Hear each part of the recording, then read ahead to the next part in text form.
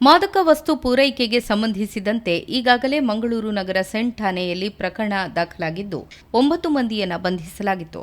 ಪ್ರಜ್ವಲ್ ಪೀಣ್ಯಾಸ್ನನ್ನು ಬಂಧಿಸುವ ಮೂಲಕ ಈ ಪ್ರಕರಣಕ್ಕೆ ಸಂಬಂಧಿಸಿ 10 ಮಂದಿಯನ್ನು ಬಂಧಿಸಿದಂತಾಗಿದೆ.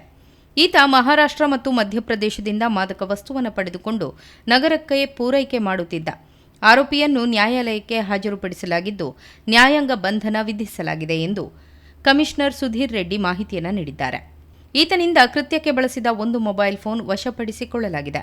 ಆರೋಪಿಯು ಈ ಹಿಂದೆ ನಗರದ ಮೆಡಿಕಲ್ ಕಾಲೇಜಿನ ವೈದ್ಯಕೀಯ ವಿದ್ಯಾರ್ಥಿಯಾಗಿ ವ್ಯಾಸಂಗ ಮಾಡಿದ್ದು, ಈತನ ವಿರುದ್ಧ ಈಗಾಗಲೇ ಮಾದಕ ವಸ್ತು ಮಾರಾಟಕ್ಕೆ ಸಂಬಂಧಿಸಿ 3 ಪ್ರಕರಣಗಳು ದಾಖಲಾಗಿವೆ ಎಂದು ಪೊಲೀಸ್ ಕಮಿಷನರ್ ಸುಧೀರ್ ರೆಡ್ಡಿ ತಿಳಿಸಿದ್ದಾರೆ. ನಮ್ಮ CN ಪೊಲೀಸ್ ಸ್ಟೇಷನ್ ಸಿಬ್ಬಂದಿ ಈಗಾಗಲೇ ಮಂಗಳೂರು ನಗರದಲ್ಲಿ ಡ್ರಗ್ಸ್ ಸಪ್ಲೈ ಮಾಡ್ತಿದ್ದಂತಹ ಒಂದು 6 ಜನ ಪೆಡ್ಲರ್ಸನ್ನು ಅರೆಸ್ಟ್ ಮಾಡಿದ್ದಾರೆ.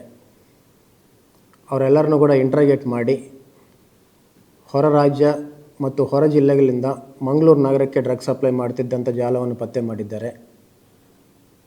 ಇದರಲ್ಲಿ ಮಹಾರಾಷ್ಟ್ರಕ್ಕೆ ಸೇರಿದಂಥ 2 ಹಾಗೂ ಮಧ್ಯಪ್ರದೇಶಕ್ಕೆ ಸೇರಿದಂಥ 1 ಮೊನ್ನೆ ದಸ್ತಗಿರಿ ಮಾಡಿ ನ್ಯಾಯಾಂಗ ಬಂಧನಕ್ಕೆ ಕೊಡಲಾಗಿದೆ.